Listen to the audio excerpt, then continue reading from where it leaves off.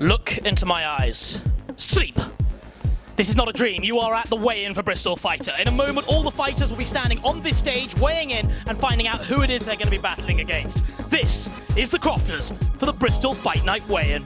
You only have to listen to Sir David Attenborough to know that the hippos are becoming extinct. And last year, Hippo, our very own Hippo, did just that. You failed to fight. What brought you back? So I'm here for round 2.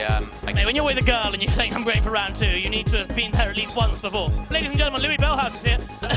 So you're fighting against Hippo. Now the chances of Hippo actually make... I can't wait to fight him. You may never get the chance, just be doing that against knocking yourself out. Yeah, well, I should be missing his head quite a lot. He's tiny! He's tiny. He is. I'm with Rafe Madden. Rafe, you must be the poshest person ever to be in the Bristol Fight Night. No, I don't think that's quite true. I think it's definitely not. No, literally, it's not quite true. I was at Radley, I'm called Rafe. Yeah, how are you, mate? Yeah, good, thanks. How are you? Lovely, so cashmere there. You've got more money tied up in clothes than most people spend on their accommodation in a year. So do you think Rafe's going to win? 100%. It's entertaining on fighting, you forget. Joined by Tristan Clark. What makes you think you're going to beat Mr. Slide? Well, he's pretty slow. I've sparred with him a little bit. He's really unfit as well. John Lavelle. John Lavelle, I got the whole name. I'm not looking for identity fraud, but we've got him. Who are you here to support? Tristan Clark. Tristan Clark. And why is Tristan Clark going to win?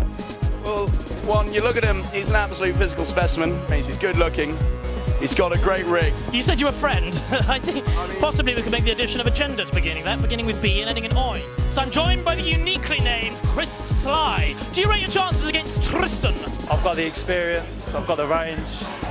I'm here with Milo Boardman, and as I thought I got with his sister at the Feathers in 2007, and then I looked at his hair and thought maybe it was him.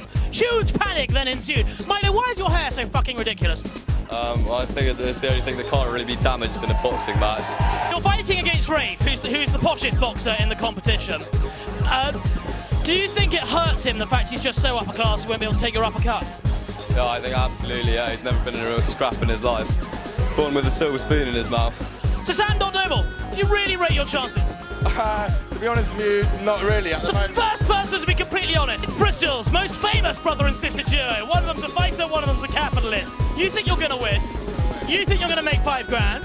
So between us, it should be a real success. So there are girls fighting. Why is it you're not fighting your sister? I just have no idea, Louisa. We fight enough at home. I know, over the inheritance. What makes you so confident, other than the fact that Don Noble is a cunt? I don't know, I think I might be maybe fitter than him, but we'll see what happens on the day. Fight the organiser's brother. Is there a chance the organiser, Louisa, has put you with Max because she thinks you're shit? Yeah, I'm sure she has. While fighting Charlie Yarborough, I'm joined by the impeccably named Archie. Archie, you presumably rate your chances. Yeah, quite a bit of training, a lot of boxing, the odd gym session.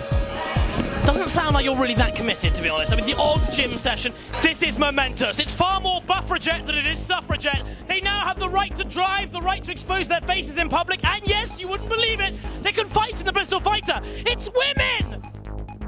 You're fighting another girl. Is that going to be a bitch fight? I can't tell. I mean, are you going for the punch or the slap? Well, it's all nice right now, but I can't tell in the night. Boxing is very much like rugby. In rugby, you can go to the blood bin. You're not allowed to bleed in the ring. Yeah. So I bought you a present. I bought you that for the night. That's a tampon. We wouldn't want you to bleed in the ring, so I've given you that. I have paid tax on it, rightly or wrongly, 20%. Very generous. I'd love to put her with Rafe Madden, because I genuinely think you'd have him for breakfast. I would. Henry's fighting someone who hasn't even bothered to turn up. Are you looking forward to the night? It's kind of the preparation leading up to the fight, I think, that Yeah, so you've got to kind of eat carefully, shag at the right time. Well, no, it's more, I haven't masturbated for over a month, so... That's an exclusive! Robert Rogan, how are you doing? How you doing, Archie? Nice to see you. Yeah, man, I'm kind of well. Are you liking the vibe tonight? I've fallen in love with a girl tonight. Do you know what the name of the presenter of the fighter was? That is Louise Law. She's looking for a boyfriend. Right there. I told you this is going to be Bristol's first dates. Should we have a quick kid? Come on, stop! Yes! Bryony joins me tonight. I've just spoken to your opponent. She thinks she's going to win. I mean, I'd say if I get a good right hook on her, because I'd say She called you a good right hooker as well. me and Kat can go out there and like show just as good fight as all the guys. Most boxers say their body is their temple, but for Caulfield, his temple is another body altogether with tits. Kai, are you looking forward to the night? If this was a skipping contest, I think I'd have a chance at the podium. But Unfortunately, it's a boxing contest. Yeah, no, actually, it's not gone that well. Crofter and I are not actually allowed to play with the big boys anymore. We have to play patty cake. It is Charlie Yarborough. You're going to fight Archie. You really think you're going to win? I might do, yeah. You might do. Fighting talk here from Charlie. 50-50. Is that all you're going to give yourself? 50-50? 50-50. No, I'm not going for KO, I'm going for points. Points? You're going for the judges? Right, exactly, there's already a couple of £50 notes in the pairs. Yeah, mate, Pinky's doing it all the way. Interestingly, while we're recording, this is Ed Oram. You may have seen him advertised, but he's sadly not made it. What's happened, Edward? A broken finger, mate. Broken finger. Who are you fingering? That's for you to find out about. You're fighting Max James, who is the second best, apparently. You're bound to fail, aren't you? Nah, not at all. I'm bigger than the bloke, stronger than the bloke. I will fuck him up. Now, by Ludgrove's answer to Muhammad Ali, it is, of course, Hugo Crossway. Now, if Ludgrove had a Muhammad Ali, they'd go into total meltdown, but that's for a different reason. He kind of described you as mutton dressed as lamb, which kind of makes sense, because you've been very keen on shepherds in the past. That is excellent chat right there. He was very nice about you just now. He said, you know, you've been in the children's corner. We did get eliminated from the sparring for being, and I quote, not quite on a level. Well, that wraps it up.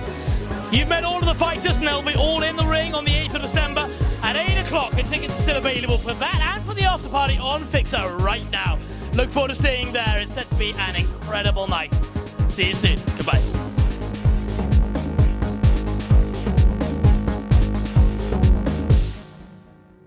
Max Walker, I'm going to twat you. In the ring.